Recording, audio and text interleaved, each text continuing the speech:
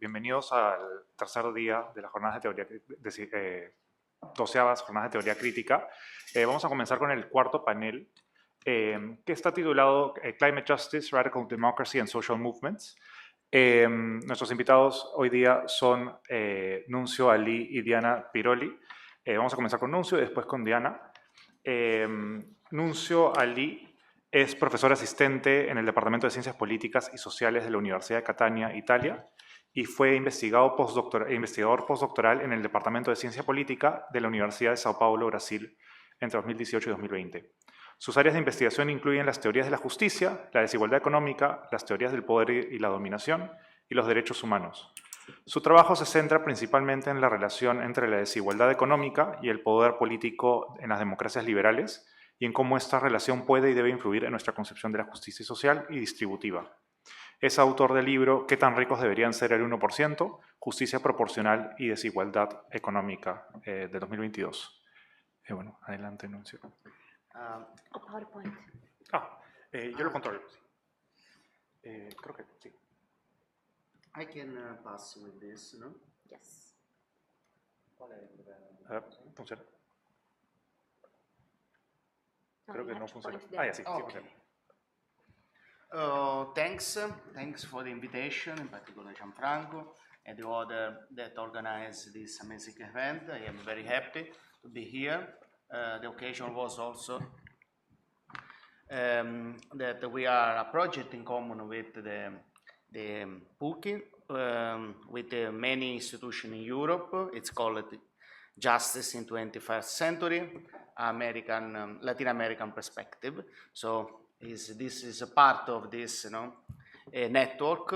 And just a clarification about my bio, I am also affiliated with the University of Minho, the Center for Ethic, Politics and Society. It's very recent, so I still didn't update my CV. So I have this double affiliation. So my presentation concerns some specific aspect of the climate justice. In particular, the climate justice take in account many issues, and but I'll focus just in a specific aspect of the climate justice.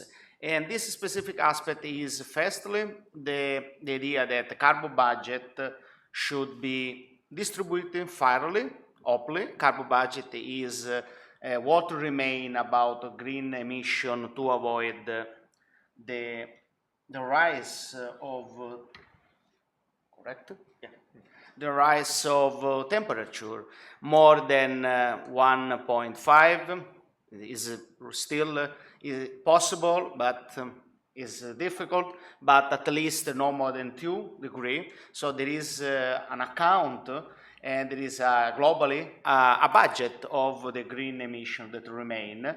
One of the main problem for justice is that this carbon budget is not equally shared among the globe, but is very unequal, the distribution between countries and between within the country. So this is the problem, no? The carbon inequality between countries is, I think that is well common, that there is part of the world that have very low emission. For example, sub-Saharan Africa is already close to the target of 1.5 and is below the target of 2 degrees. So they don't need anything to do about this because they are poor, they are less developing, and so on. The other part of the spectrum, the North America, instead, as you can see, they emit 3 times more the average and 6 times higher than 2 sustainable level, 2 degrees sustainable level. So the North America emit a lot of greenhouse emission. Okay. The other part of the world, Europe, is less, of course, emitter, but still considered, and is similar to East Asia, Russia, Central Asia. Latin America is a little bit less than this, but is more or less this is the picture. So now the point is carbon inequality among individuals. This is another aspect. Among individuals is very unequal, the carbon emission inequality, because if you can say that the richest 1% of global population is responsible for 16 of total emission, and very few individuals emit incredible amount, not just using, for example, private jet or other, not only individual consumer, but also the activity that they have and so on. So within the country, there is in USA, the inequality is very big, Europe less, but still considerable. Also in developed countries, big. I forget to put the data. For example, in China is 140 times the difference between the 1% and the 50% of the bottom citizen. In Chile is higher. In Peru, I don't remember. I forget to check. And so usually the debate is focused on this in the carbon inequality between countries. This is how the debate moved, and this is how the agreement between state in the international conference move on. And so there is two main normative considerations. The first is the developed countries, in particular Europe and North America, should make the more effort. For one reason, they emit a lot, but in particular for historical emission. They emitted a lot in the past, and even when they are aware that the problem arises, and so this is the reason they should make the effort. The carbon budget of Europe and North America, taking in consideration historic emission, is already finished. They should pay and buy carbon budget of, for example, Latin America. Brazil is a seller of how is the name exactly? Carbon Credits. Okay, they buy a share of carbon emission. So historical responsibility in one normative point. The global poverty eradication is the second aspect, because, well, the poor countries or developed countries still need the energy that is low cost. Unfortunately, is still low cost respect the other alternative energy. So they should emit at least to guarantee the eradication of the poverty. So the main account is what is the emission sufficientarianism. I will explain later. The idea that countries should have the amount of emission that are needed to at least guarantee the basic need for all individuals, for all citizens. And but what lack this consideration about inequality, carbon inequality within countries, so within individuals and at domestic level. And I'll take in account this aspect. So the main problem is that my idea is we can we can solve the problem of carbon emission in the domestic level without taking account of economic inequality. The answer is not, if you want to preserve also democracy. And so this means that justice, climate justice should be included also three main account. One, should address domestic economic inequality, not only globally. Second is the normative focus should shift from the poor to super rich. Seems strange, but I'll explain why. And third, we should overcome this emission sufficientarianism. Then at the end, if you have time, I explain my proposal in the, about economy inequality distribution at the domestic level. So, okay, which is the problem with the emission sufficientarianism? Well, it's proposed from Xu, one of the most famous proposer, Harry Xu, and the idea is that, well, when we want to make this green transition, we need to be sure that poor are not poor, no, can overcome the situation. So what is matter that we guarantee for each individual this the remain carbon budget to avoid poverty or overcome the poverty situation. Which is the problem? The problem that, like every sufficientarianist account, is overlook the difference between the subsistence emission and non-essential emission or luxury emission. There is a difference between the emission that make middle class and luxury emission, that the super rich that go around the world with the private jet. And the problem is that emission sufficientarianism is not able to capture. Why is important? And this is the point that can explain why I want to stress the domestic aspect in climate justice, even if it's a problem, global problem. Because I said the developed countries should make the major effort. This means that, well, we should convince also the citizen in Europe, in North America, that should reduce emission. And it's a problem if we are not able to make distinction between middle class emission and luxury emission. And we see what happens when we don't do this. For example, the Yellow Vest protest in France, which the protests rise from against attempt to make a carbon tax, which was very regressive because the poor or middle class spend more than the income than the rich for the basic stuff, and also because it was associated a reduction tax for the super rich. So what you should do, they did, and also the farmer protest. So this is the reason, because I think that we should mobilize also and take into account this inequality. Okay. So how do this? There is two main accounts. One, okay, look for the emission itself at the domestic level, or at least for the individual. So we should, there is now Piketty, Challenge, Corvino, Italian young scholar, that focus in this aspect.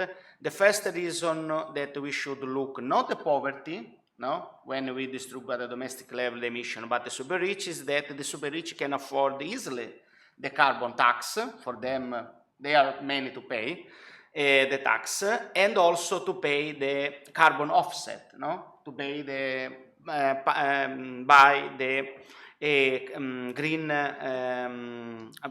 emission budget for example, for Brazil, for the other. Taylor Swift have this kind of policies. Travel around the world a lot, but she paid usually this carbon offset. So, and the second, so without change their partner, consumption partner. The second is that the super rich emit for luxury good that can be considered superfluous. No, they don't affect their life if they don't try considerably or morally consider their life if they don't travel with the private jet. So the risk is the emergence of this carbon aristocracy. Okay. Yeah. So the proposal of Corvino is that he said, okay, we take borrow the same idea of Robbins' limitarianism. I don't know if you know. Robbins suggests to put a threshold, a rich line of wealth for the super rich. So we put a rich line and decide that no one should have this more wealth than this rich line. Why? Because this money is morally superfluous for that people, because this money doesn't increase the she will use capability approach. It doesn't increase the fully flourish of life, no? And Corvino used the same idea, no? Emission, a rich line, but not in terms of wealth, but in terms of emission, in which super rich can live quite well without use private jet, because can use, for example, first class travel to go to New York, London, and this does affect considerably the full flourish of life. This is the idea. And so, how we can make this take in place, this emission limitarianism? Well, prohibition or high wealth emission, for example, prohibition of private jets, space travel, and other luxury stuff. These have consequences with the job, no? Because there is an industrial very with many workers in this industrial, so it's a problem. You should spend money to pay them. And the other is the very progressive carbon tax, which is suggested by Piketty. There is many ways in which we can apply. I think that can work, no? Because then disadvantage, the super rich, but this very super rich can still pay, no? Based off if you want to have money, even if to pay very progressive carbon tax, but I think that is a step forward in this point. Is plausible, is realistic? I think the idea yes, because the super rich don't have a valid argument to say no, because say, well, you just reduce your emission behavior, and it's realistic because we don't take their money. No? They remain rich. This is the point. This is the compromise. So seems realistic in this sense. Although I think that emission limitarianism work like specific policy, I think that we need to imply this kind of prohibition or put the progressive carbon taxation, even if the problem of green transition cannot be afford just with this strategy. Why? We discussed also yesterday about the plutocracy tendency in our society. Though still the rich have the money, and I am not sure if they accept this trade-off, reduce the behavior. They can use money not only to affect our democratic process, but also affect the climate mitigation policies. So the problem remains.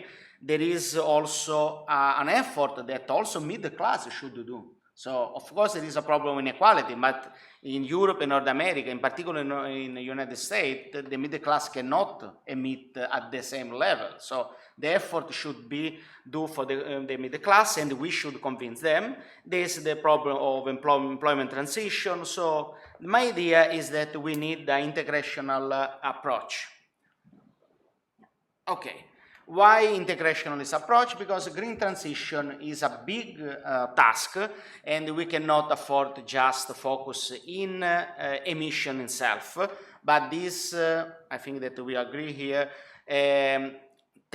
should be taken account all economy, socio-economic structure. And to do this, we will winner and loser.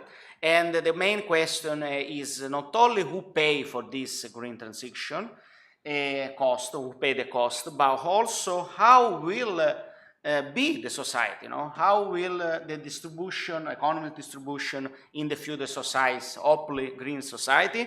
This is the problem. So, and you cannot afford to just think that you can extract the cost of green transition. My idea is that you cannot extract the cost of green transition because they are implicit, in a big transformation of all society. So, okay. And so the idea is that we should think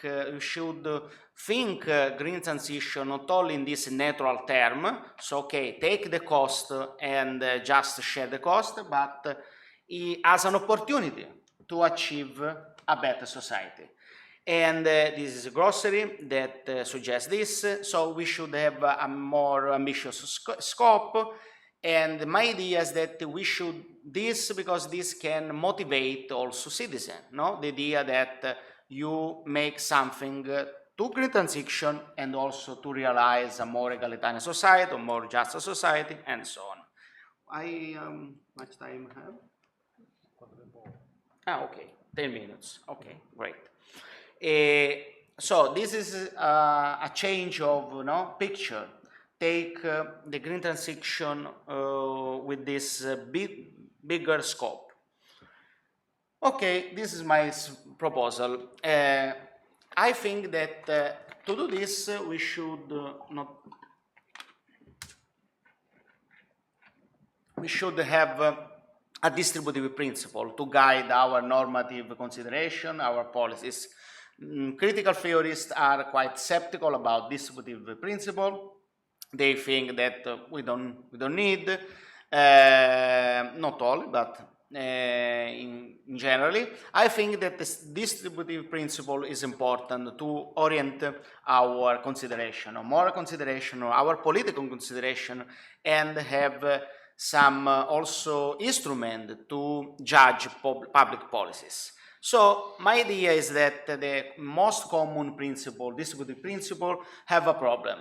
They ignore or overlook the importance of the sides of a common equality. For example, I said sufficientarianism is very easy, no? They say, oh, what matters is that all people have, individual citizens have a minimum level, a decent level of life, for example.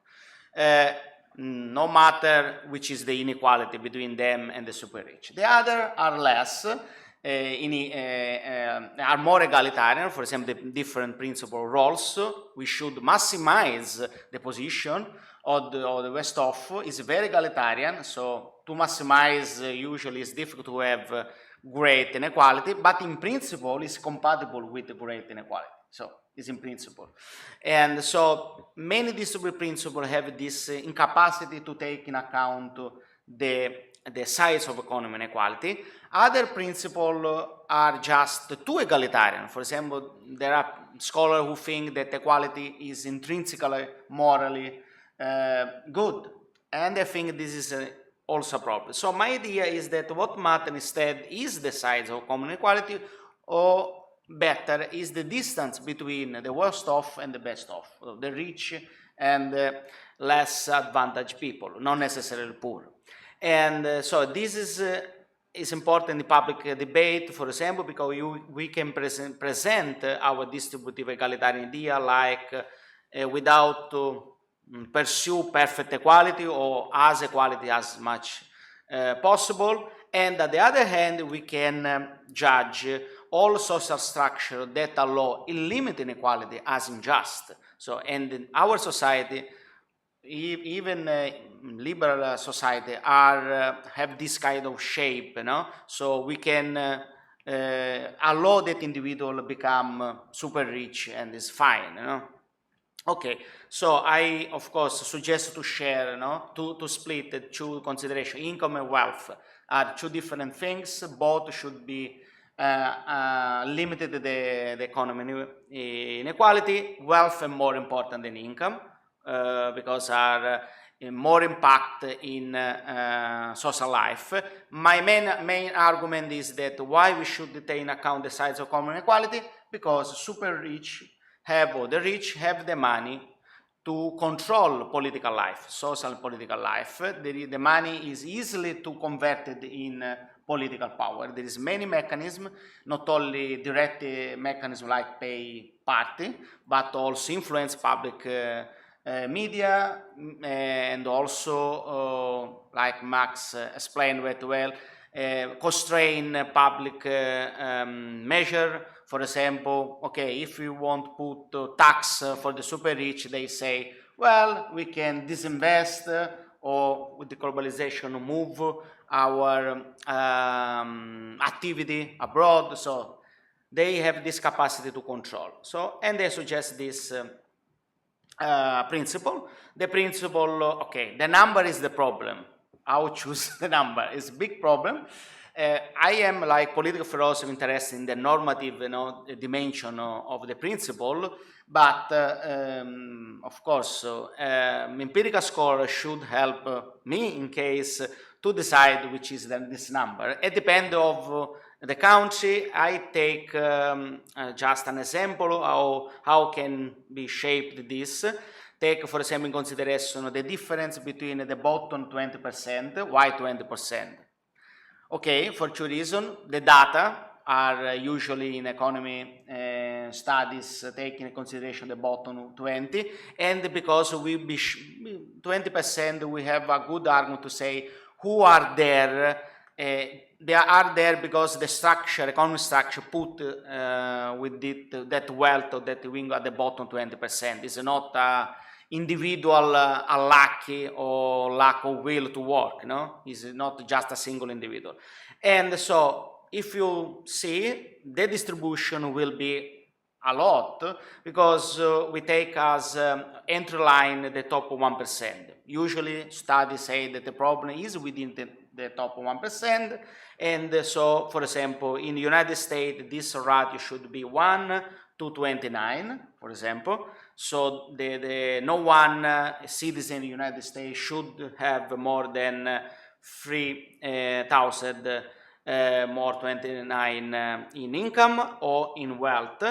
And so in wealth, this means that the distribution will be great because we know that there are very super rich. So the maximum should be this 4 millions.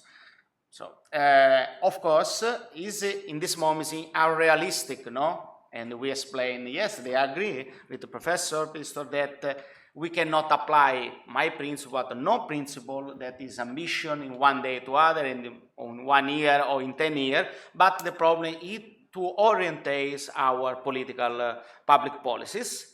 And but in case of climate justice, which is the contribution of the principle. Okay.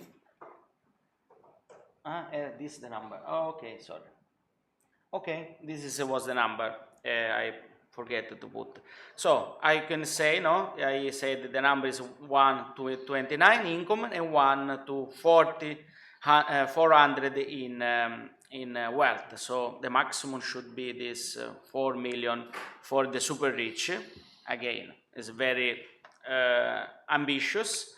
And which is the contribution in terms of climate justice? I said, if the consideration is that the green transition should be considered like this big picture, no, we should reframe our society, the proportionality principle can help us to have this guideline, no, and say, well, not only the cost of green transition should be distributed in a way that in the ratio will remain within a certain reasonable range, but also that the entire society will be shaped to realize this proportionality. So in practical terms means that you should reduce economic inequality considerably.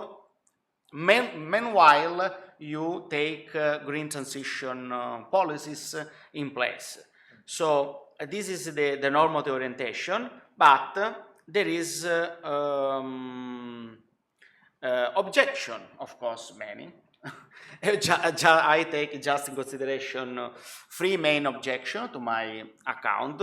The first is that proportional justice is too demanding, like other principle.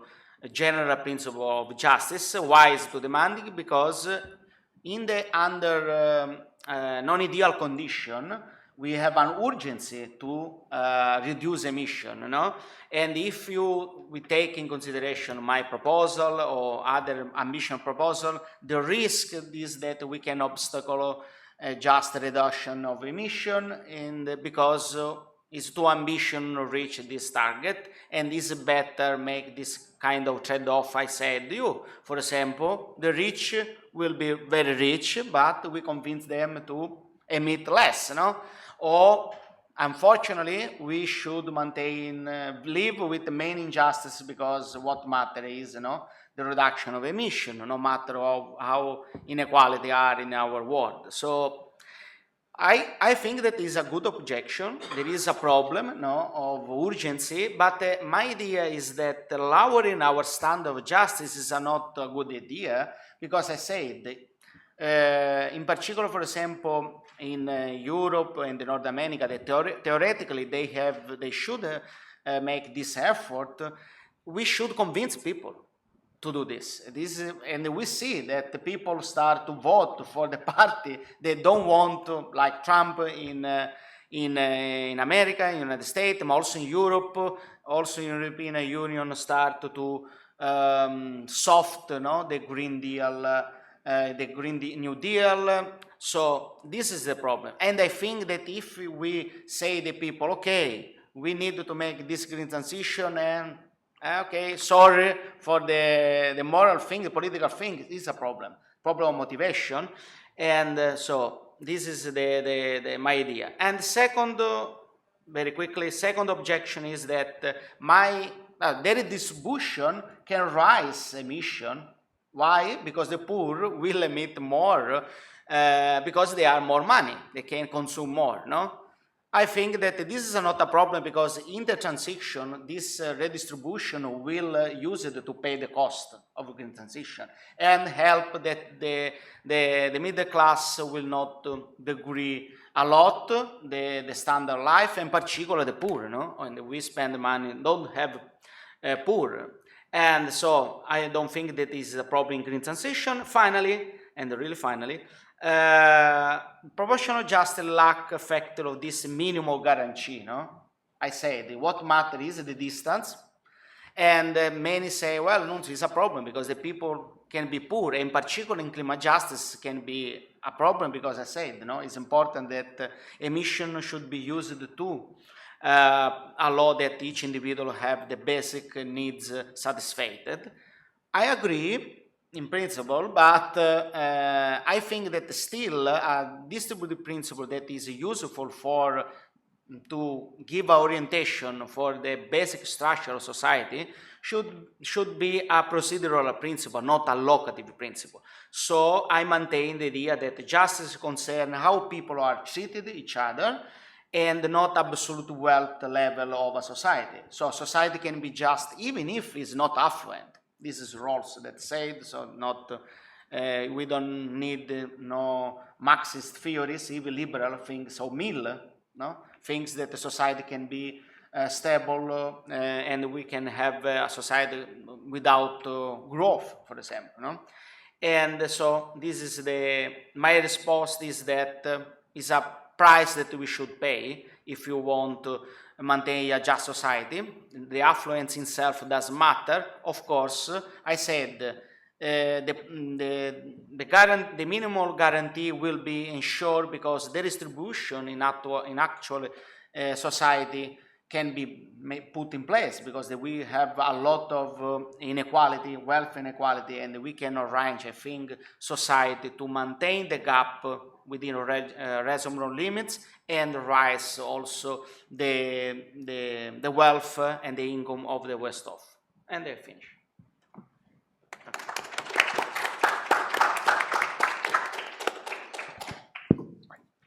Okay, muchas gracias, Nuncio. Ahora pasamos a la siguiente exposición, que es de la exposición de Diana Piroli. Diana Piroli es investigadora postdoctoral en el Instituto de Derecho, Política y Desarrollo de la Escuela Superior de Santa Ana de Estudios Avanzados. Obtuvo el doctorado de Filosofía en la Universidad Federal de Santa Catarina, Brasil, y se desempeñó como investigadora en el Departamento de Ciencias Sociales y Políticas de la Universidad de Catania, Italia. Participó activamente en el proyecto Marie Curie Race Kant in South America, coordinado por el profesor Luigi Caranti. Asimismo, realizó estancias de investigación en Argentina, Bélgica y Alemania. Su trabajo se centra principalmente en la relación entre las teorías de la justicia y el reconocimiento en las democracias liberales. Más recientemente ha ampliado su investigación hacia los temas climáticos, estudiando y publicando sobre la dimensión del reconocimiento de la justicia climática.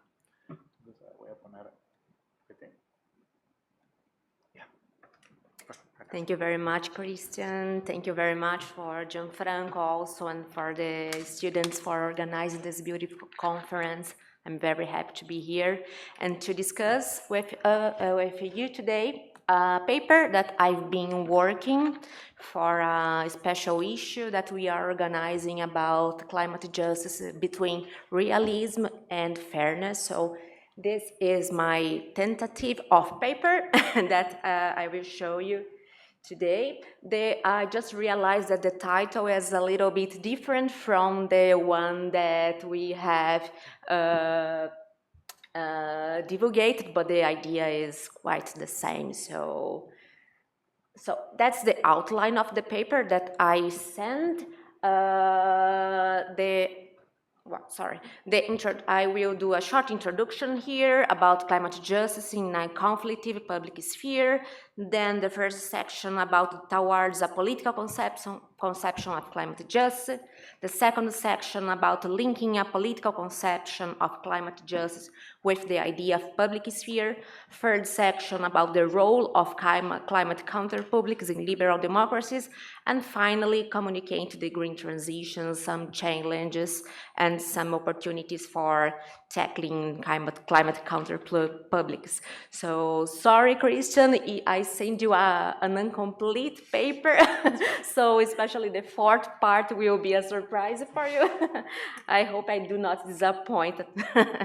So let's move forward to the introduction of my paper, so you can more or less see what I try to have in mind and discuss. Usually when we talk about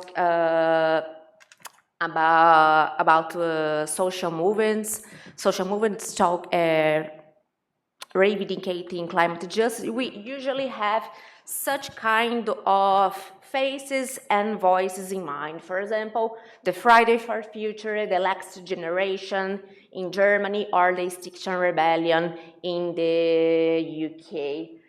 What usually those narratives usually say? Well, as you know, they usually emphasize that the most disadvantaged groups will be the most harmed by the rise in the global temperature, and they have in particular in mind the poor population in the global south and mainly the future generations. And usually they advocate for a very strong moral defense towards radical and ambitious climate policies to respect the Paris Agreement. Nevertheless, as Nunzio has anticipated to you,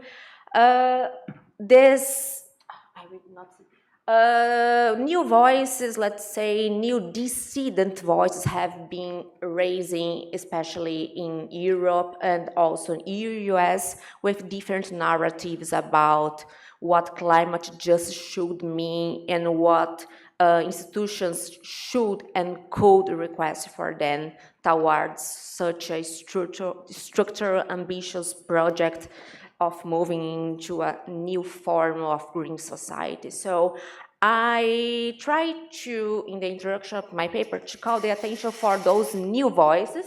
As you can see, the Yellow Jackets in France in 2018, and much more recent in the late 2033 and 2044, this famous, this enlarged protest that call no farmers, no food, no future.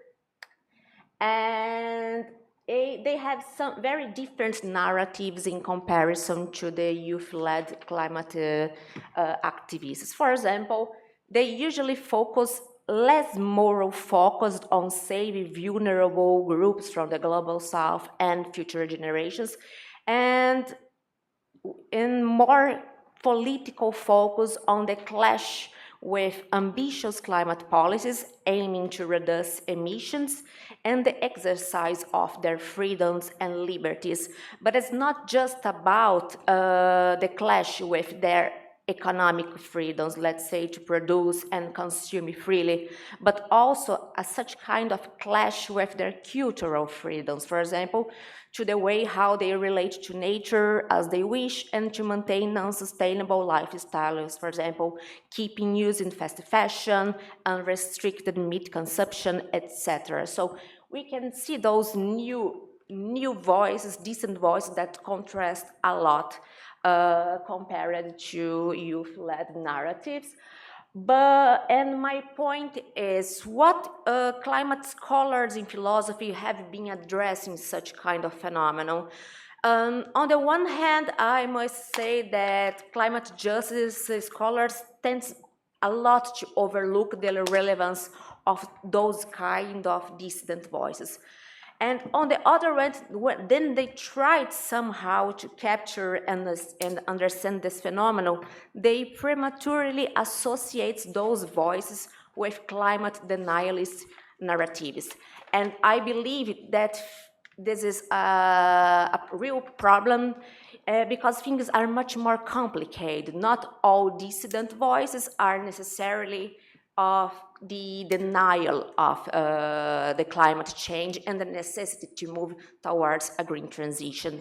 For example, political sciences have been doing an analytical distinction between different kind of narratives and perceptions that ordinary people have been having about the climate phenomenon. For example, we have, in fact, the nihilists, that people that has such kind of evidence, skepticals, that say they are skeptical about the scientific evidence concerning the cause and impacts about climate change, but we also have people that are skeptical about the process. For example, they deny or criticism the administrative, political, and scientific producers that underpin mainstream climate science. Another example, for example, is also people that are skeptical not to the effect of climate change, but to the response about how institutions and other agents are doing to the climate crisis. So we have a much more, let's say, plural narratives, plural kind of skepticism in comparison to what people usually say that are the nihilists. So we have a much more enlarged view. So I conclude the introduction by asking, what can political philosophy, particularly the strange work on climate justice, contribute to theoretically understand this phenomenon? So in the first part of my section, I argue that a political conception of climate justice is better equipped to address it, even if incomplete. So I move forward to the first section. I don't know if many of you is familiar with the literature of climate justice, but as Nunzio have anticipated, we usually have two predominant models in the current debate. On the one hand, we have the isolationist perspective that, in a nutshell, they treat climate justice issues isolated from other issues of social justice. But simply they focus mainly in the fair distribution of the global carbon budget, that is the remaining carbon emissions, what a fairness redistribution of those remaining emissions should be. But there is another kind of perspective which I think is much more promising to understand those phenomena that I mentioned, that are the integrationist perspectives. Contrary to the other one that try to isolate it to a specific concern, they try to integrate. That is, they try to integrate climate justice with other issues, for example, global justice, poverty, migration, displacement, territorial rights to natural resources, preservation of biodiversity, etc. So, Nunzio has debated the isolationist perspective, and I will be here, integrationist perspective. Why?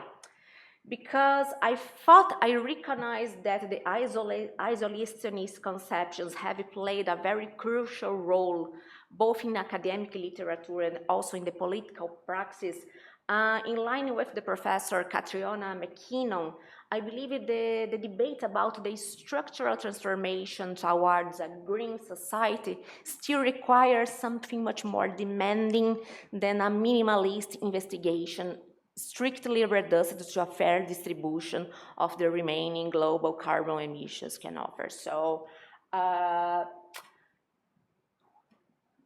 So I will mainly be inspired by the McKinnon's integrationist defense, which is what she frames as a political conception of climate justice. And what does it mean precisely? McKinnon, it's a Russian scholar, and she says, using the Rawls vocabulary, that a political conception of climate justice is basically formed by two steps. The first step, she says that if a political society aims to point to a green, renewed society, they must first work on the question of the justification to ordinary citizens. That means that all those policies and the green ambitious agenda should be able to justify to simple citizens to give them a justification based on public reason. What does it mean?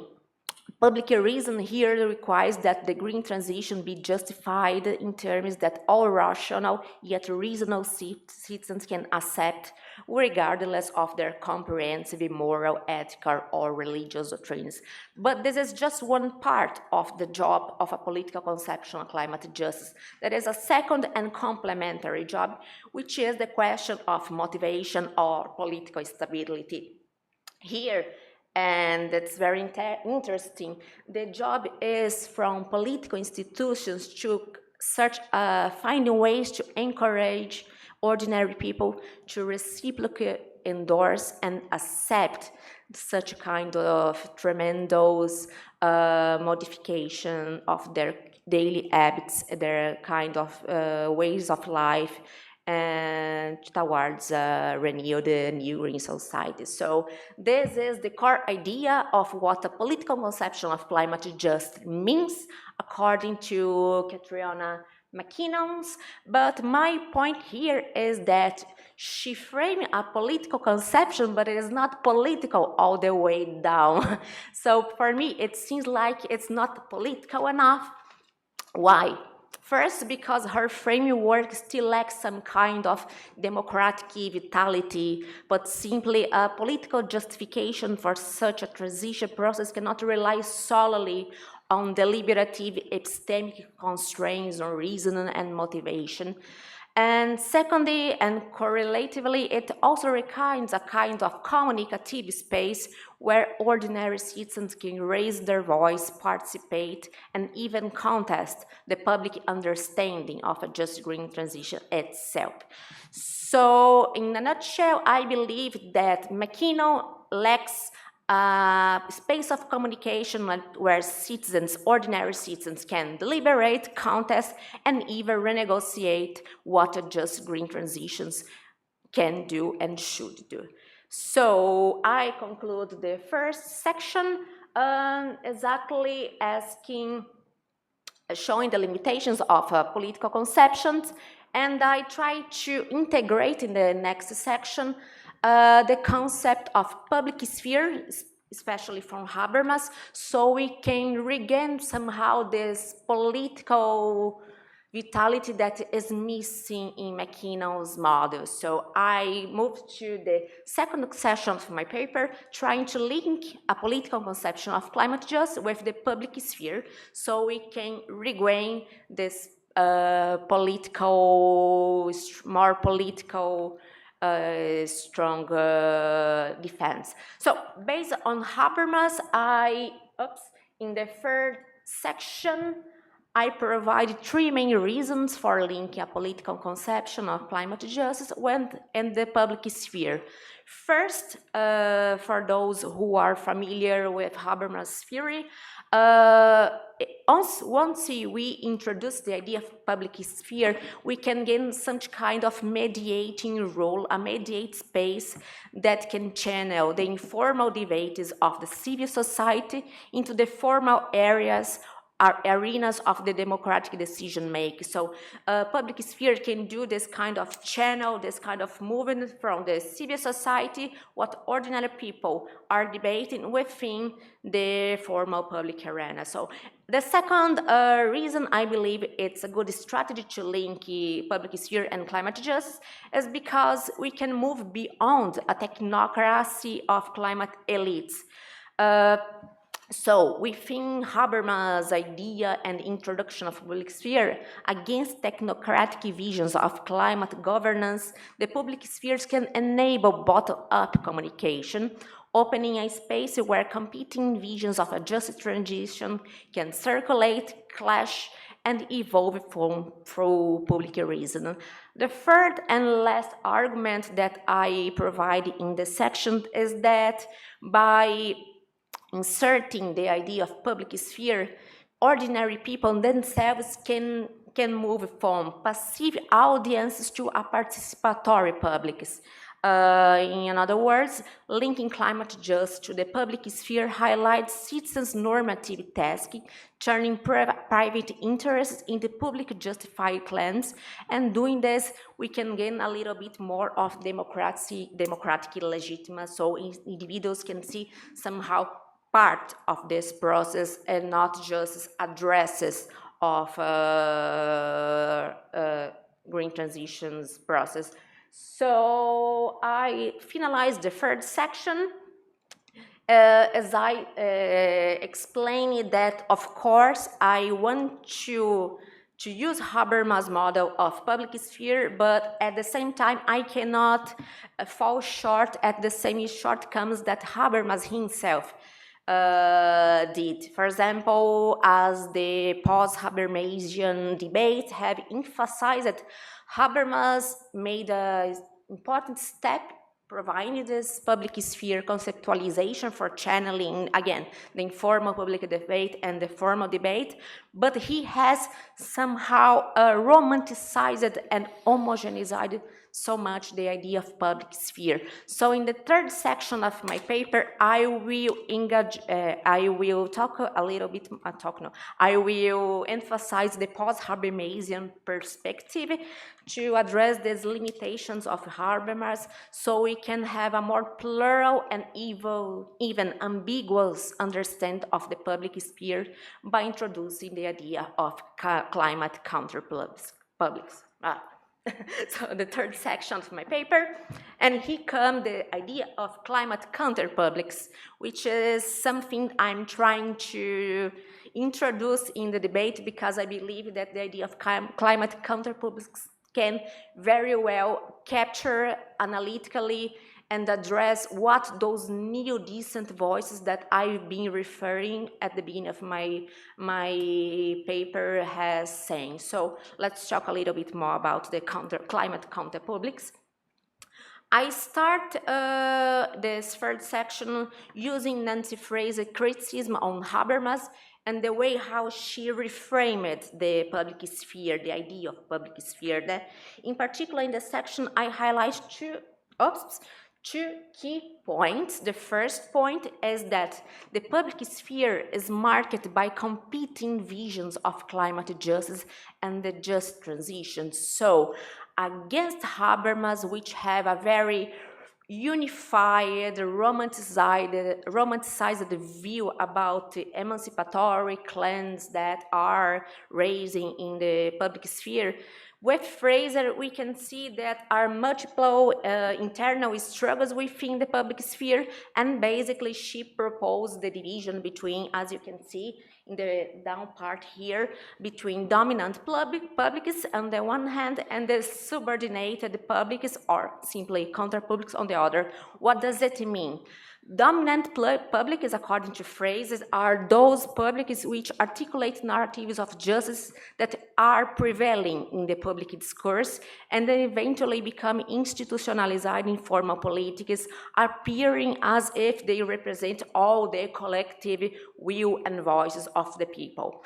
But there are also subordinate publics, that is, those who are not winner of the popular face and voice of the public sphere. So usually those subordinate publics express the marginalized claims of justice that remain or excluded or suppressed within this hierarchy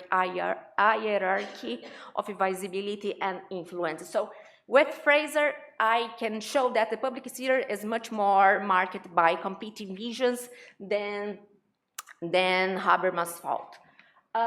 In the next part, the problem, yes, in fact, I don't know if you are familiar with the history of the Black environment movement in the US, but the historical reconstruction of those groups perfectly matches with Fraser's observations because as, for example, Robert Bullard, which was the pioneer research on the Black environment movement, show when the debate in the US start about the climate and environmental agenda, we have clearly this distinction about dominant environment publics, which those agenda and narratives mainly centered on leisure, recreation, wildlife, conservation, consumer-oriented ecological stewardship, and in the subordinate environment publics, the Black environment movement in this case, they emphasize another kind of narrative. They showed how with their voices and claims were marginalized and excluded from the public sphere, particularly concerning those concerning pollution, environmental health, and even the discriminatory practice in the design and implementation of climate policies itself in the US context. So, I thought, for example, Fraser's model of public sphere help us to show how internally it's much more intricate, much more complex, the dynamics within the public sphere. Nevertheless, I don't believe her model is quite adapted to capture those phenomena, those social movements that I've been emphasizing at the beginning of my paper, like the case of the no farmers, no future. Why? Because they are not minorities, they are not subordinated publics, as she usually says. I will talk a little bit more about why within using Michael Warner consideration. With Michael Warner, he says that a very important thing that changed all the debate on the publics and counter-publics in the post-Habermasian debate. What he says that the counter-voices are ambivalent. That means that not all those subordinated voices, marginalized voices are necessarily with an emancipatory or a progressist content. Quite on the contrary, they can have regressive demands from the institutions or even right-wing positions. So with Michael Warner criticism of Fraser, he showed how counter voices can be marginalized but not necessarily subordinated, because their voice can be raising concerns of justice that can be aiming to excluding other voices, so not necessarily emancipatory. So I believe the way how Michael Warner has reframed it's much more interest for capturing the phenomenon that I try to capture, like the no farmers, no food, no future. Why? Why I believe this? Because if we look to those phenomena, usually those counter voices are increasingly being susceptible to fair right cooptation. So in many European contexts, for example, those ordinary citizens expressing dissatisfactions with aspects of the green transition having been drawn easily into fair right ideological frameworks, which are basically nationalist, anti-elitist, culturally reactionary, and often authoritarian. That's a big problem. So they have been easily being cooptated by far-right cooptation. So, and I don't believe this is a simple empirical problem, but also a normative problem. Why? Because as a consequence, the democratic potential of counter-publics, again, to challenge dominant narratives, review overlooked injustice, and possible transforming climate policies in the way that citizens can see themselves as actively participate in such kind of projects is increasingly at risk. So I thought descriptively climate counter public such as no farmers, no future, or the yellow jackets mentioned by Nunzio have been empirically coopted by far right actors. Normatively, I believe that climate counter publics can still enrich liberal democratic life by expanding inclusion of voices, fostering contestation, and ensuring that alternative narratives and voices are taken into consideration in the public reasoning. So I conclude the third section by examining how political institutions might reinvigorate, let's say, this emancipatory potential of climate counterpublics against the growing influence of the far right. So I believe that we have ordinary people there that are frustrated, are afraid of those big radical possible policies, transitions, etc. And I believe that we can political institutions should somehow try to address more their voices and try to bring them to the emancipatory side of the green transition. So the fourth and final sections aims to analyze some kind of possible institutional strategies, and I believe this is the most weak part of my paper, and this will be a surprise for Kristen, who didn't read about it. Sorry, Kristen. And so I propose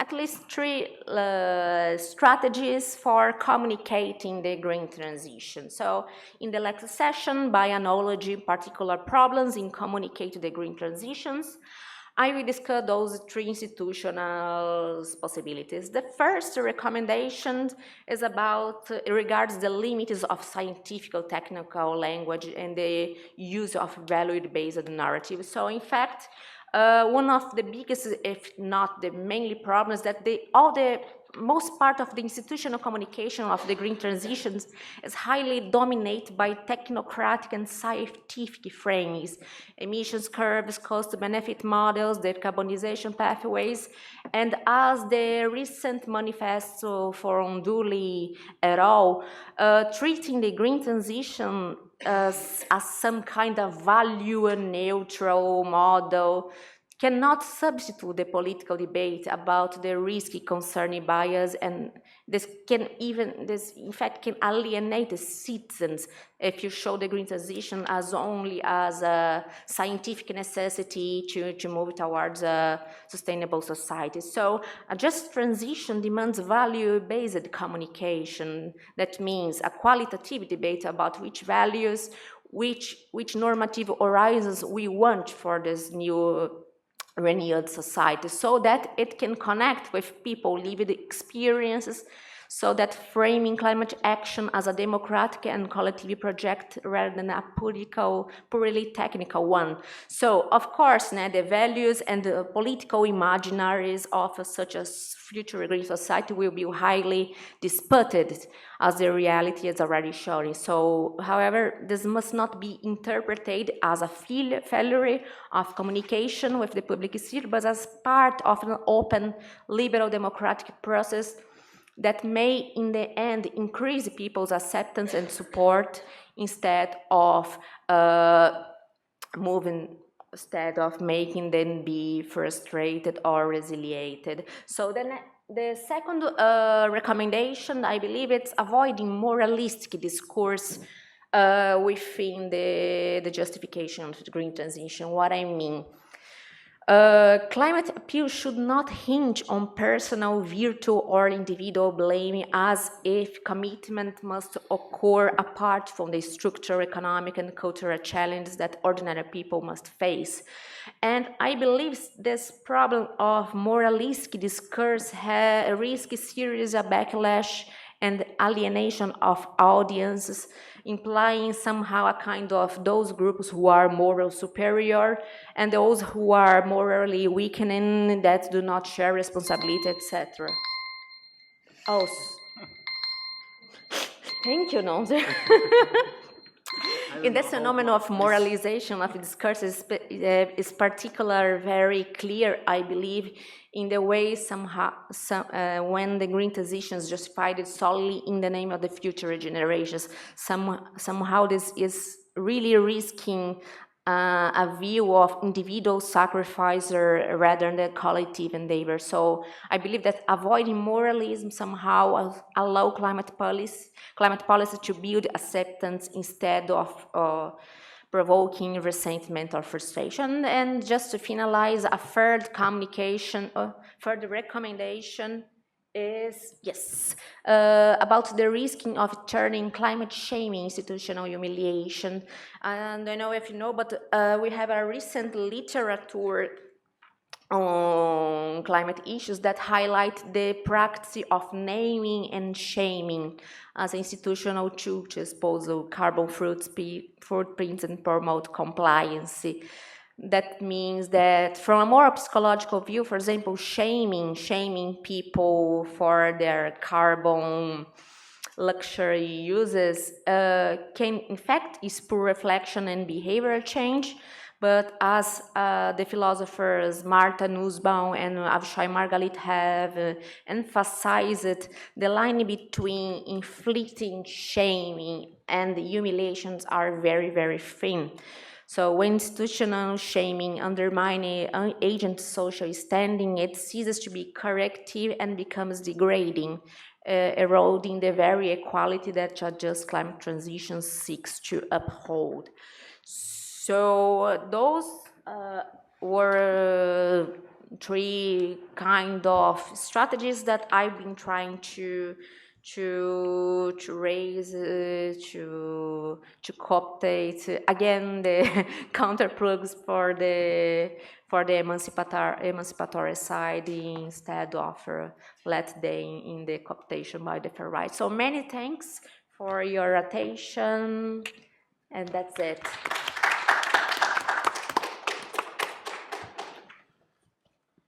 Bueno, ok, gracias a los dos expositores. Creo que tengo que poner esto ahora como el fondo. Ahí. Un segundo. Ya. Entonces voy a proceder ahora a hacer mi comentario, que en verdad son más que nada preguntas. Voy a hacer el comentario en castellano, entonces si hay algo que quieren que repita, me paran y me avisan, okay. No hay problema. En realidad, el comentario que voy a hacer, más que comentar mucho, es plantear algunas preguntas que tengo. Y bueno, comienzo, ¿no?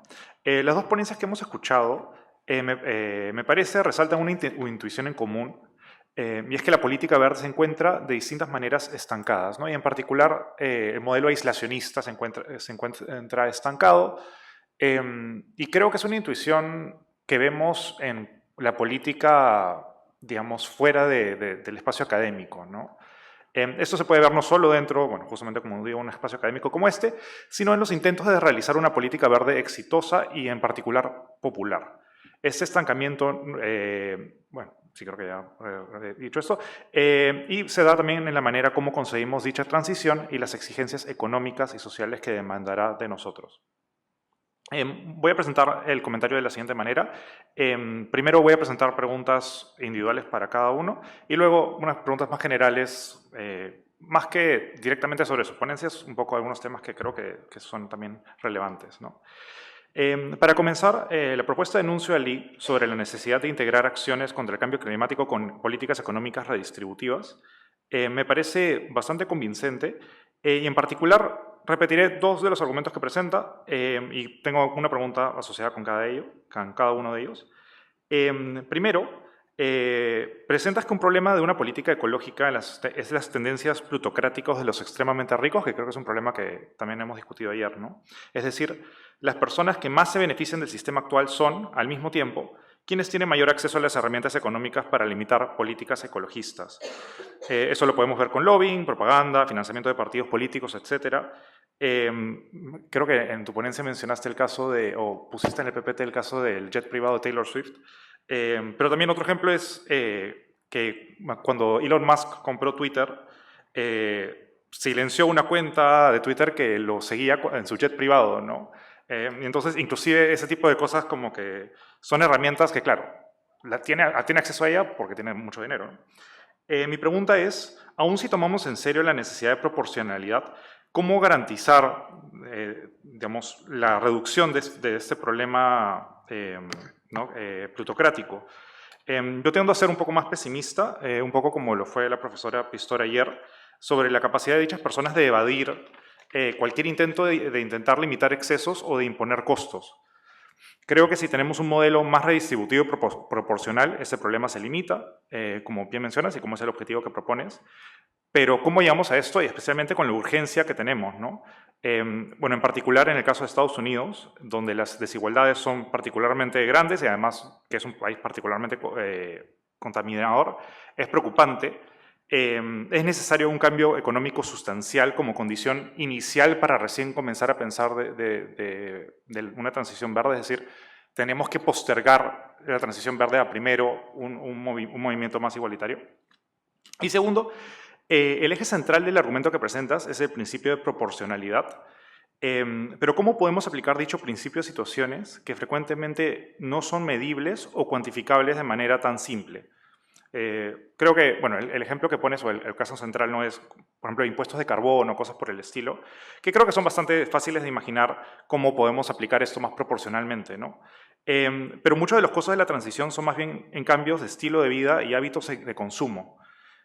Asimismo, la dificultad de definir estos costos y de observar la vida de los más ricos hace que la distribución de todo costo más allá de la postura suficientaria que criticas sea nebulosa, ¿no? O sea, creo que, claro, inclusive la capacidad de poder como que, digamos, como que medir o criticar los estilos de vida de los ricos se ve cada vez más limitado a cómo los ricos presentan sus estilos de vida a nosotros, ¿no? Pero bueno, pasando ahora a la segunda exposición, un elemento que me parece central de lo que expone Diana Piroli es la necesidad, para decirlo de cierta manera, de democratizar la transición verde y rechazar que la visión tecnocrática hegemónica de esta sea entendida como la única alternativa.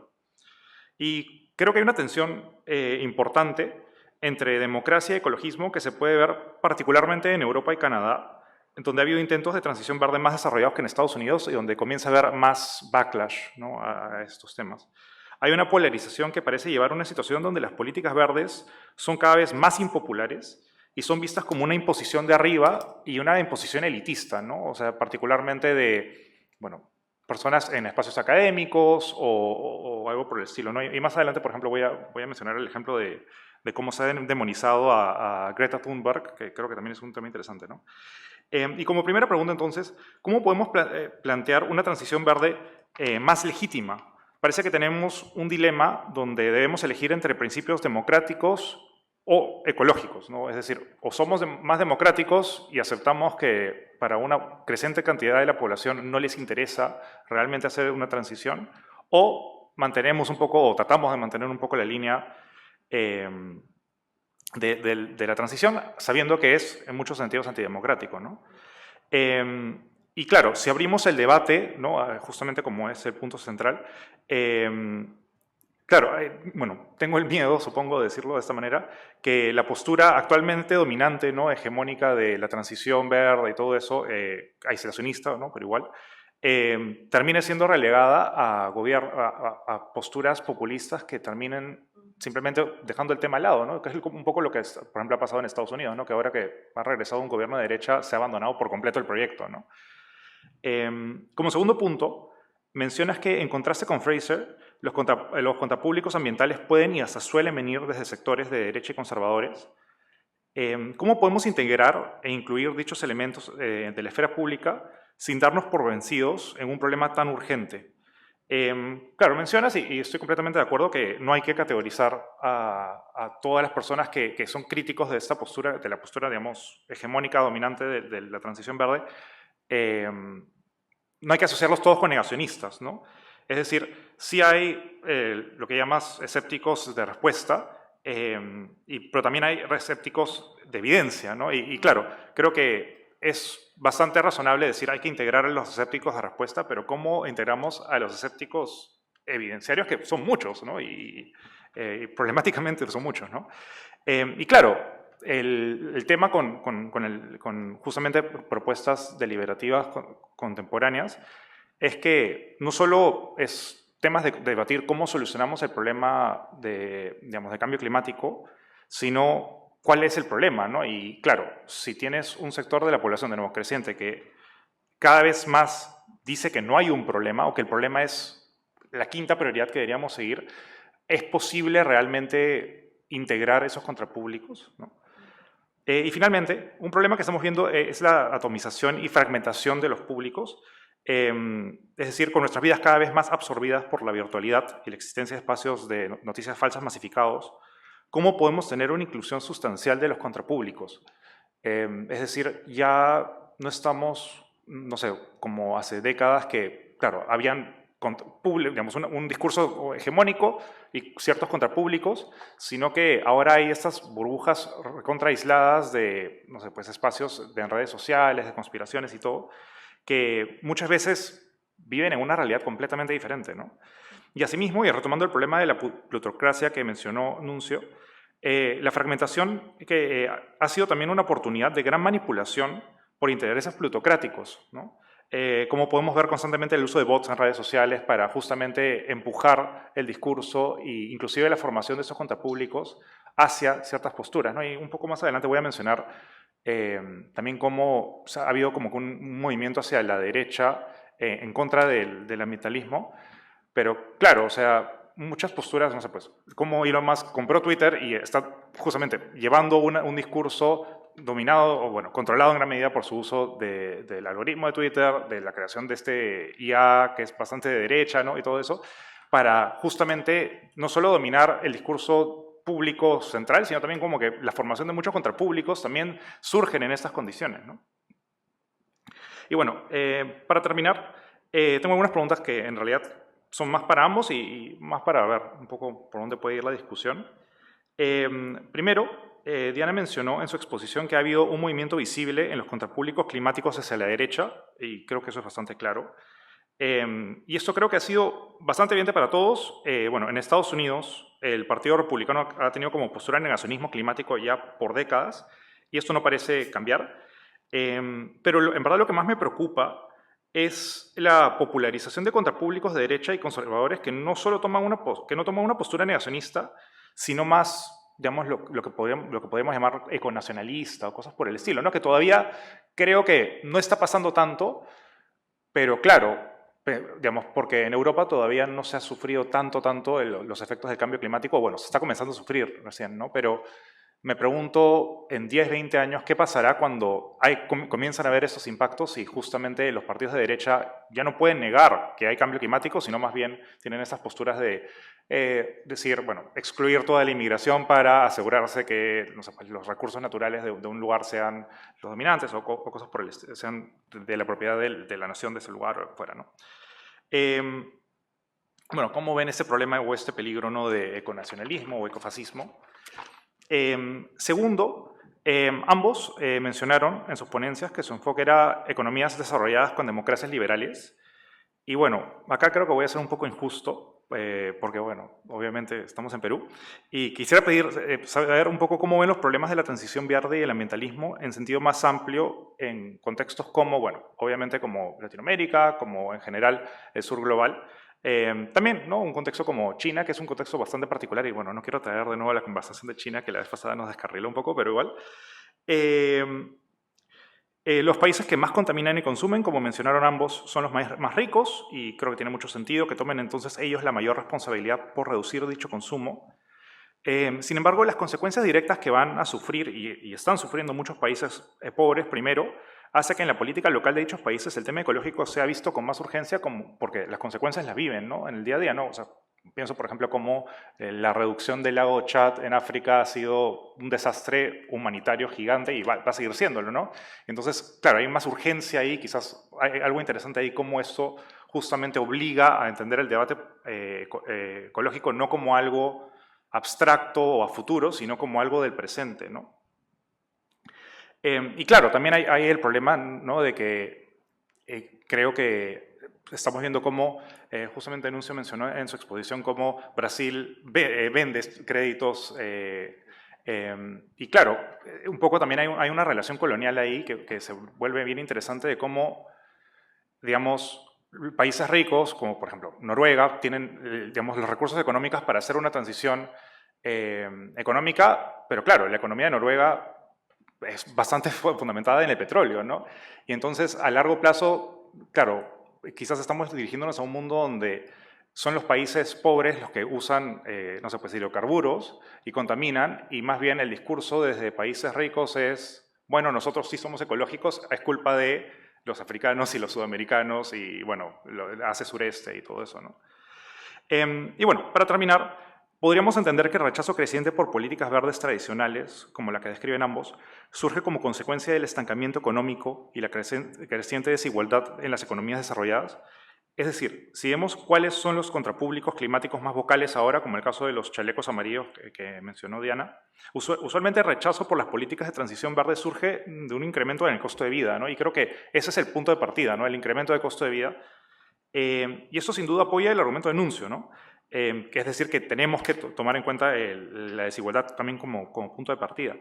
Pero ¿en qué medida podríamos plantear que la transición verde está siendo usada como un chivo expiatorio para tapar la incapacidad de dichos estados de lidiar con problemas económicos que existen independientemente de los costos de transición, ¿no? Y justo quería mencionar, ¿no?, que cómo, digamos, esta figura del, no sé, pues, la imagen del Partido Verde o de estos activistas verdes, como digo, Greta Thunberg ha sido muy demonizado y muy pintado como gente desconectada y elitista.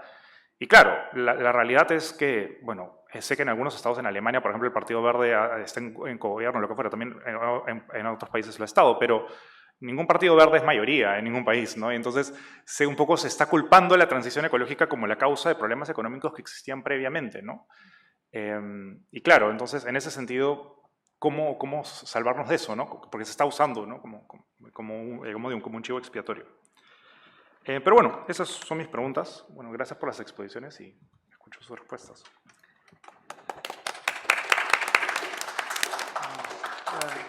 I start? Sí.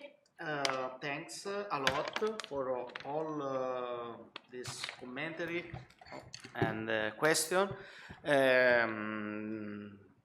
There is many things, so I'll try to answer, but for sure I have many material to fix my proposal, and thanks to introduce all this question and the elements, so thanks.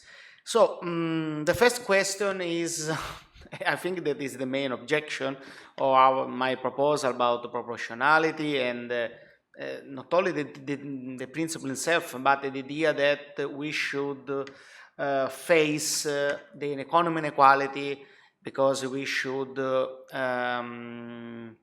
face the plutocracy tendency in society. And you say, and many said, also Professor Pistoier said, well, but it's impossible because there is plutocracy already, you know? So it's already in place, in a plutocracy, and we see that when we try to make some measure, for example, to reduce economic inequality, these tendencies show, no, plutocracy tendencies show their power, so they block. So we are, and in climate justice and climate transition, green transition issue, this is the problem because we have an urgency, you know. So, and but my idea is that we should have multiple solutions, no. So, for example, I agree with the idea that we try to make a small step, you know. Also evasion strategy to make something. So, but my impression is we need some utopic realistic horizon to convince the most people for the action that we need, no, to do. And even if this is a long process, if we don't start now, I think that we'll never make a progress. So my point is that we should offer to the people some appealing, you know, idea of society. My small contribution in the distributive justice, in the justice, the proportionality. We say, well, we are not communist. I am not communist, don't worry. Because there is a ghost in Latin America. It's a ghost. It's incredible. I spent 80 years of my life in Brazil. I am PhD, postdoc. It is incredible, like in Latin America, there is this, no, ghost of communism. In Italy, it's similar. Berlusconi used this argument too. But It is. So my contribution is, well, we should take in account the sides, this idea that we can reduce economy. It's a normative idea, so it's an orientative idea. And the point that we can gain support, I think that we can support from people that in, for example, election, they don't vote. This is one, sometimes we look at the election, and we see, well, it's impossible to convince many people on the far right who vote in far right. Sometimes we don't not convince all of them, but there is a space of people that don't vote, they are cynical or resignated, and there is a great space, And one another thing is, I don't believe that we can reduce immediately economic inequality to avoid plutocracy strategy, but we can do something. For example, the taxation of wealth is incredible. That how is impossible to argue even for small percentage of taxation of wealth. And but something start to change. For example, Zuckman, the economist, for example, suggests in France, okay, doesn't pass now, but if we don't start to speak, even if this small step is impossible. So my idea is that take a big picture and we'll make small steps. So it's incremental too, But my suggestion is we need the big picture to make a small step. So this is my answer. I am sure that it's not so convincing, but this is I am pessimistic too. But I am Italian, and I like all Italian things like Gramsci, and so I am pessimistic in reason, but I am optimistic on will. So I think that we have many reasons to think that our future will be bad, very bad. But we have the optimism will. We should do something. And so this is the point. And another political intellectual who was president in Italy was Pertini, was a socialist, and during the fascism they have this important sentence. They say, sometimes we need to fight without fear, and sometimes we need to fight without hope. That if you think when he said this, it was during the Nazi fascism period when they think that they will the war. And so I think that this should be our motivation. Also like intellectual, we should fight without fear and maybe without hope. Doesn't matter. Hope maybe is impossible to see now, but so this is a little bit my move, And very quickly, this you are right in the second question. The grand transition is not just about the distribution, wealth, material distribution, but is lifestyle change. And for this, I need also Gianna that discuss these things. And my idea is that the distributive aspect is just one dimension, and we should take account other dimensions, but I cannot do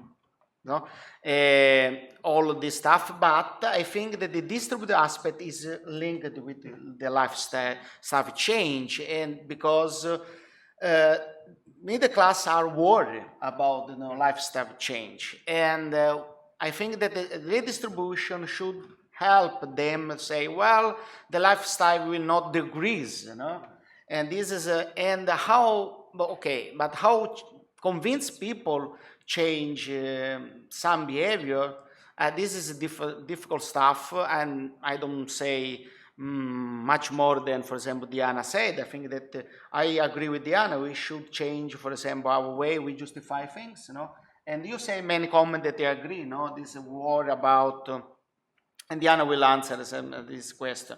But of course, my approach is just one dimension of climate justice. And the more general comment, just to say something.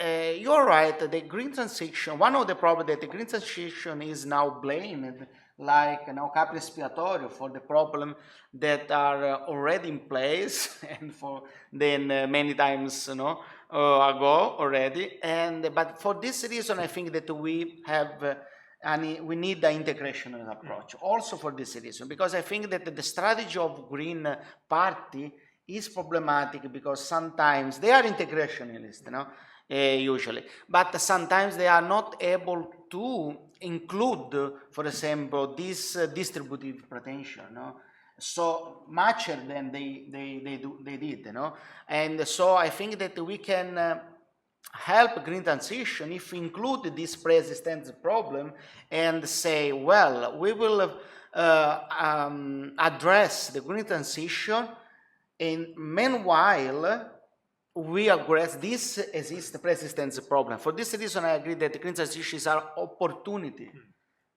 should be seen as an opportunity, not just because this can help us in the public debate, because the dilemma of green transition is that it's true that the effect we already have effect in Sicily. I am from Sicily, and now this part of Europe already have effect and will be terrible in the next decades. So, for example, the drop, and so is already a problem. But the dilemma of climate change is that the much problem will be in the future generation. So this is clear. So the people know that in 30 years, so will not have a disaster at a global scale. This is clear. For people who are old, okay, and say, well, and this is a problem, for example, in Europe. All are old. We are old. So it's a nightmare.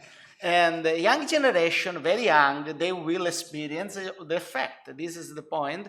But still, I think that the disaster effect will be very in the future.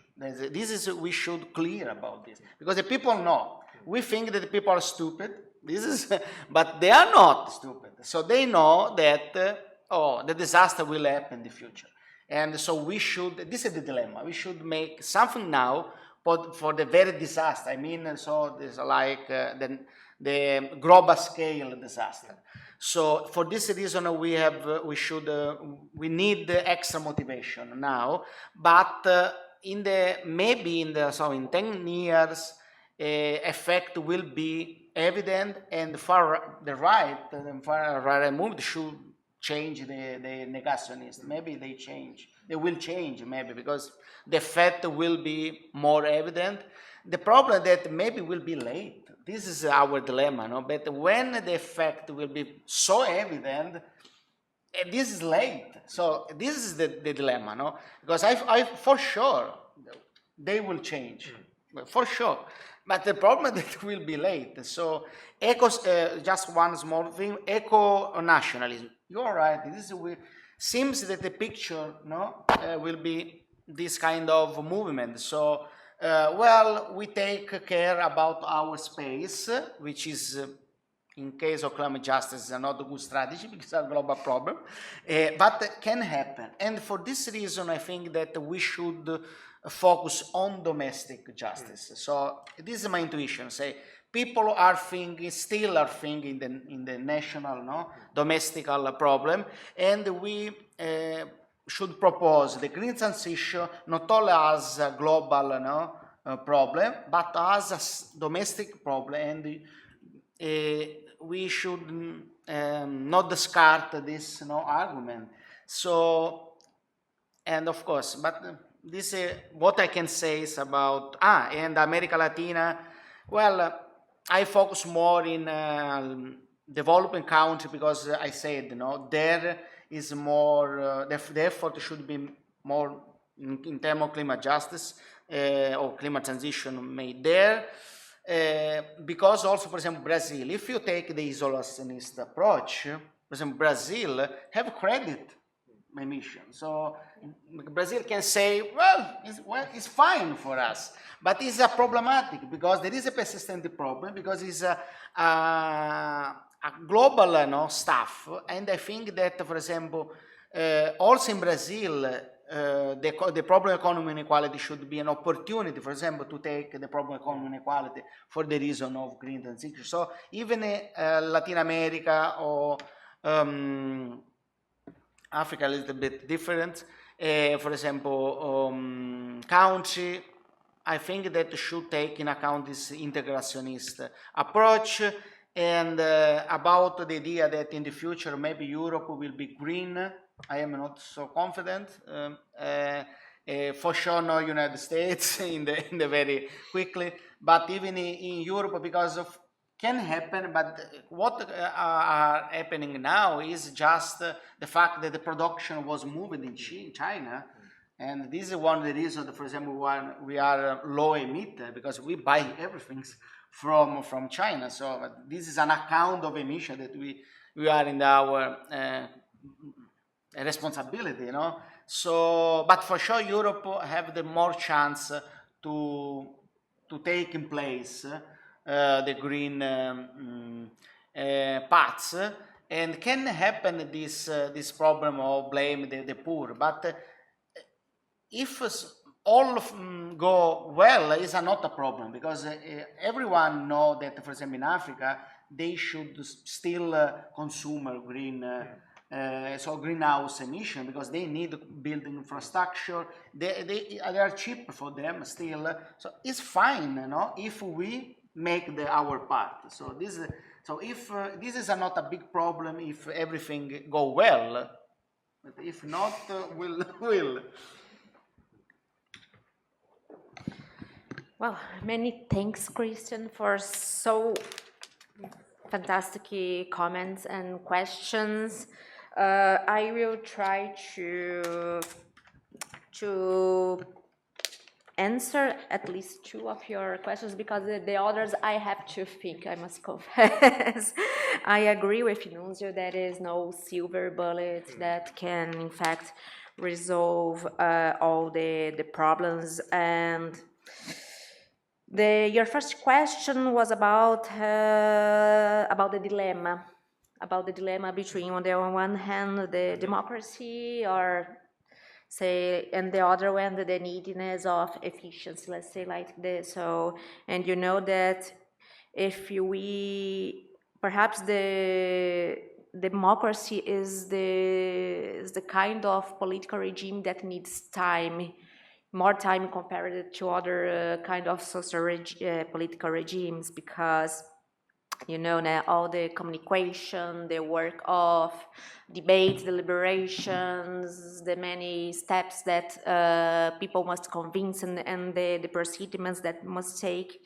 So there is this dilemma about the green transition and the democratic possibility of doing a democratic transition, because you know you can have a just transition without democracy. Just and democracy, a lot of people defend, for a lot of climate activists defend, yes, for the sake of the time, for the sake of efficiency, let's attach only to justice and leave democracy for later.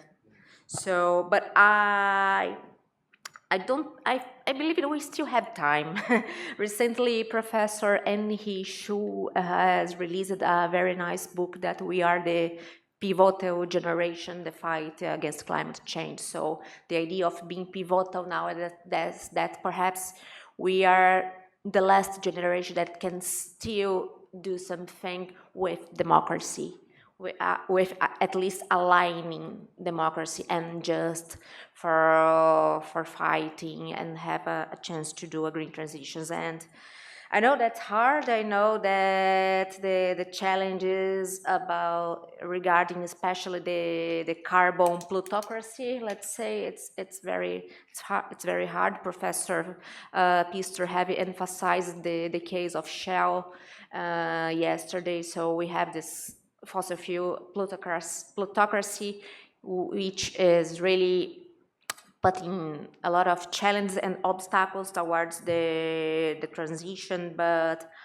I believe that more democracy and more justice is perhaps a less chance that we can still have. Of course, I don't know if my discourse will be the same in 5 years, because perhaps we are not anymore the last generation able to do this.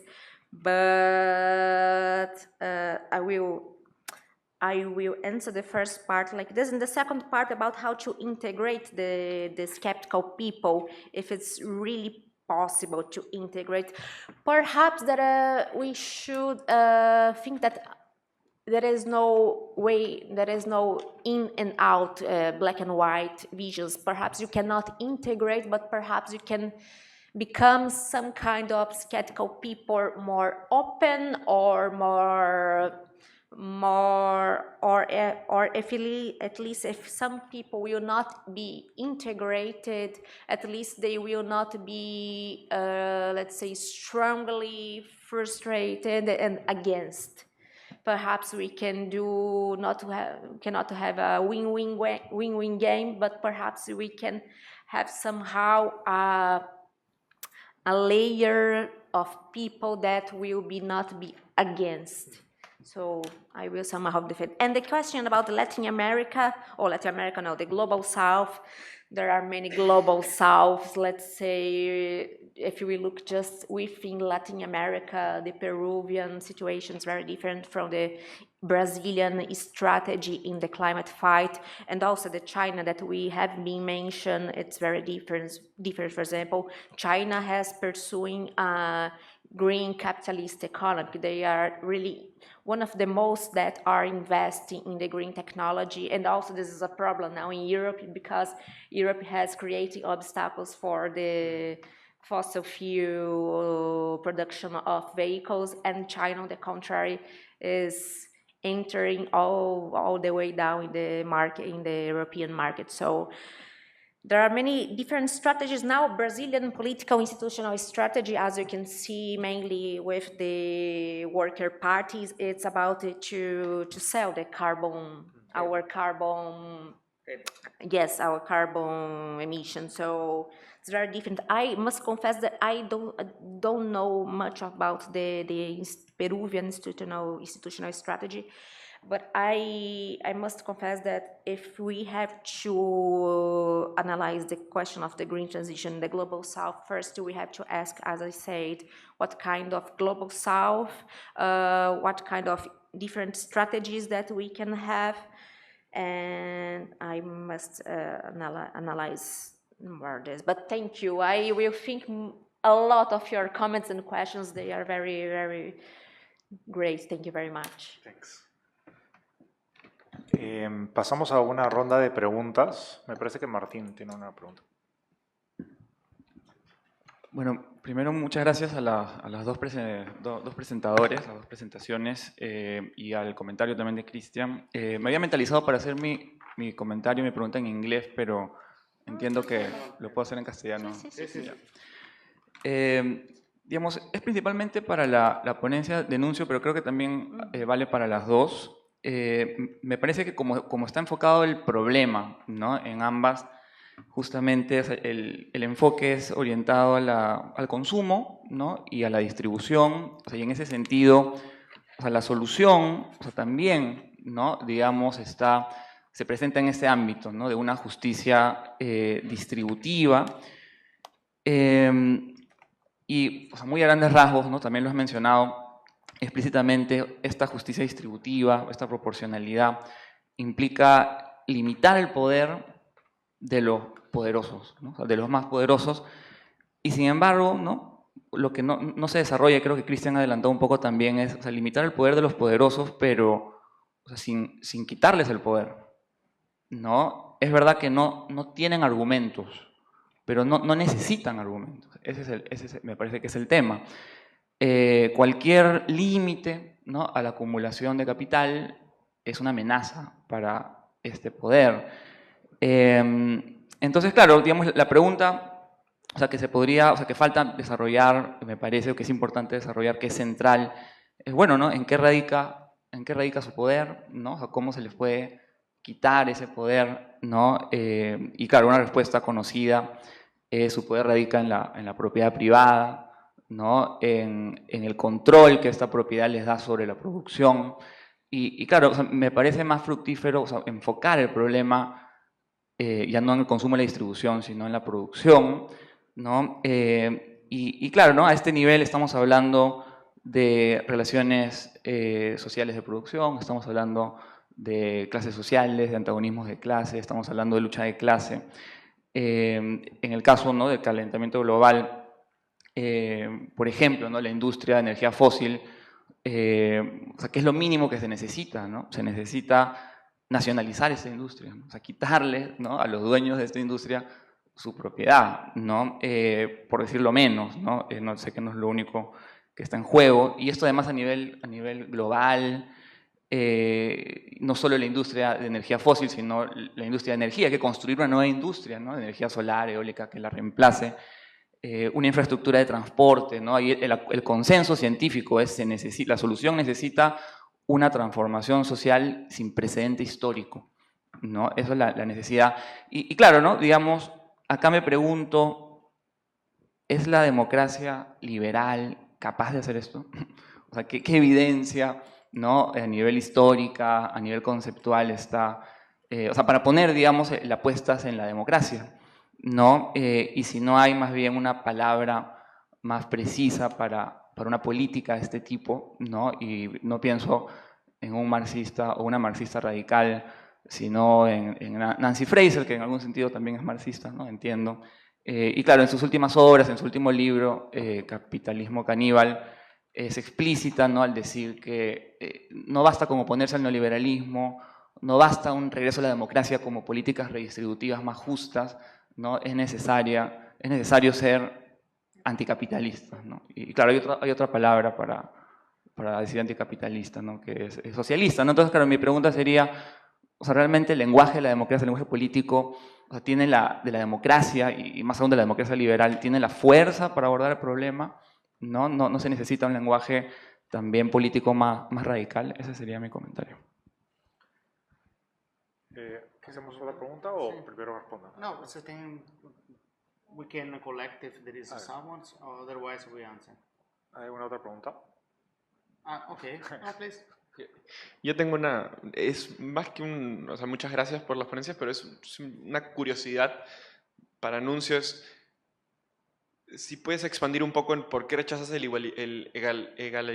igualitarianismo, digamos, ¿no? Hay una parte en la que, porque no me quedó claro si era por una premisa moral, digamos, o porque es una estrategia, porque hay un punto en el que tú dices, claro, una de las posibles contrarrespuestas a mi propuesta es que es una estrategia política, digamos, no tan efectiva, y después respondes a esa, digamos, objeción, pero simplemente me da la curiosidad de si puedes expandir un poco más por qué no el igualitarianismo, digamos, ¿no? O sea, ¿cuál es tu objeción? Si es moral o si es en términos de estrategia política. Thanks for the question. I don't remember your name. Martin. Well, your question is a question that all my colleagues made in these years, and because usually I attend also critical theories, conference or many, also because I lived in Latin America, and this is a question that they made also for all distributive theorists, because they usually the Maxi thinks, no, you are an allocative, you just thought about the consumption, seems that I am, just look for the outcome, which is, seems, look like that this is true, but is not, in the sense that when I think a distributive principle, I mean a principle that guides the structure of society, And if you want to apply and if you want to realize the proportionality, means this reduction for the actual inequality, you should address the production, the system of production and the distribution and consumption. Is clear the two things are related.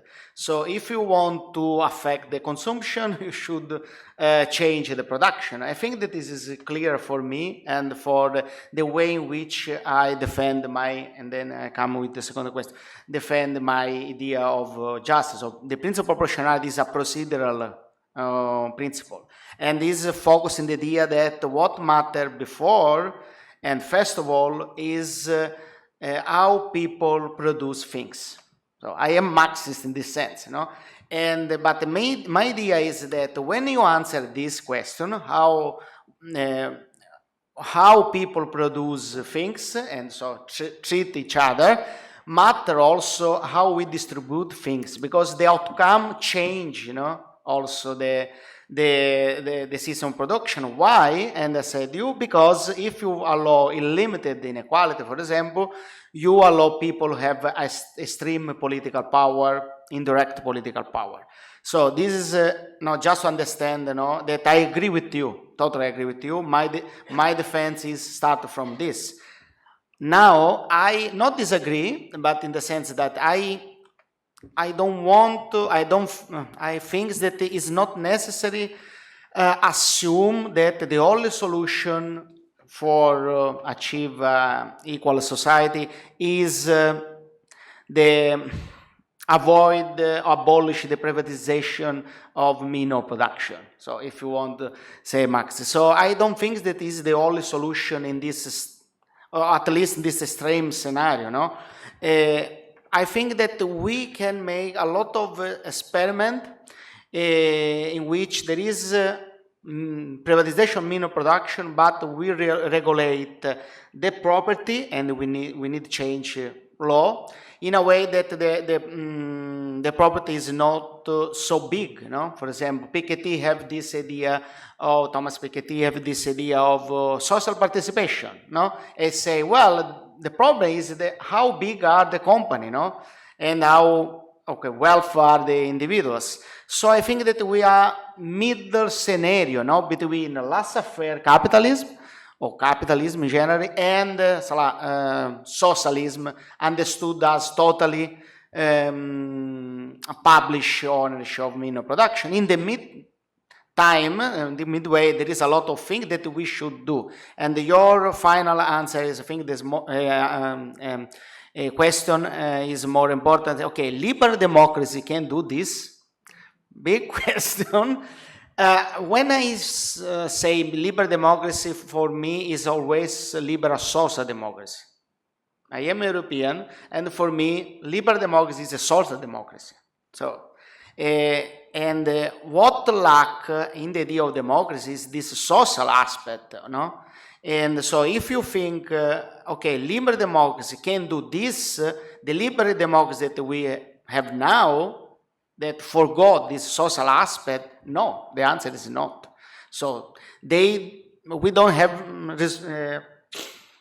instrument to do this, because of course, if the proper right is understood as we understood now, is really impossible to apply. So I think that is imply a change of how we think liberal social democracy. But still, I am a defender of democracy, even if you want to be socialist. And I think that now is quite common, because even in the United States, they start to argue about socialism.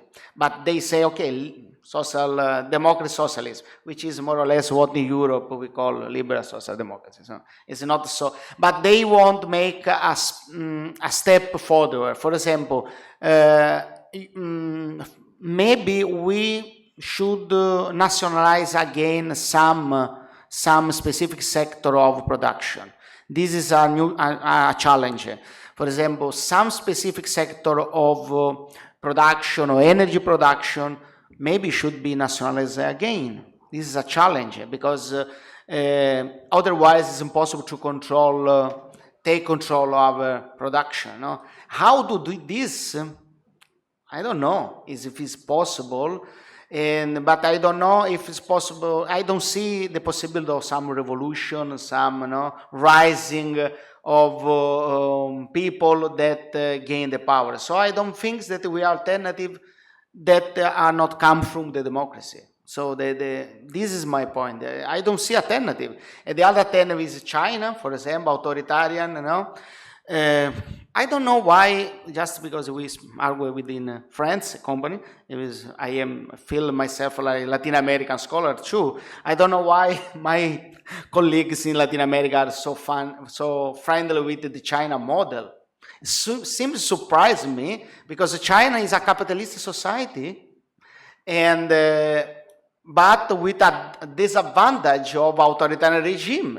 Of course, it's not all bad there, of course, but I don't see that is interesting model. So they are capitalists. They seems very fun with the capitalism, and so I don't see China is a good example to overcome capitalism because they become capitalist. And if you, for example, see the inequality in China, it's very big, and now it's like in Europe. So China is unequal like Europe, and they have authoritarianism. So this is the data, no? So if you see the data, China is unequal like Europe, have less poverty than, for example, United States, some element, but not than Europe. And so my problem is I don't see an alternative, you know? So I think that we can follow the radicalization of democracy, you know? Make the democracy realize themselves, you know? If, okay, I think that democracy should be social democracy always.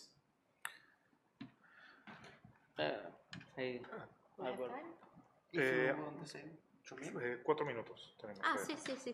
Very quickly, about Nancy Fraser, cannibal capitalism, you are correct. She says that if we really have to have a green transitions, we must be anti-capitalist, and she defends the trans eco-socialist, something like this. I don't remember exactly the expression, but she never says exactly what is this. It's always anti-capitalist, anti-discrimination, etc., but we do not know.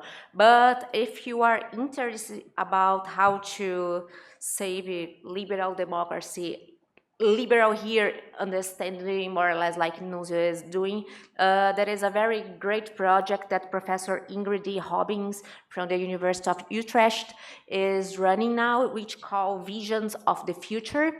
And if you Google Visions of the Future, Ingrid D. Hobbins, you will find the website of the project and the different visions about the future that they are investigating. For example, I have here authoritarian populism, degrowth economy, stakeholder capitalism, basic income society, economic democracy, well-being economy, community wealth building, property owner democracy, workplace democracy. So it is really something that people are really starting now to understand how to save liberal democracy without being compromised with the green sustainable growth model, which is basically capitalism, but with a sustainable growth vision. But it's an open debate, and perhaps you may be interested to look there. Thank you very much. Entonces, bueno. Ya con esto cerramos la mesa de ahora. Muchas gracias de nuevo a los dos ponentes. Bueno, ahora hay una pausa y continuamos con el panel 5 a las, me parece, 3 p.m., ¿no? Sí. Oye, bueno, muchas gracias. Nos vemos. Muchas gracias.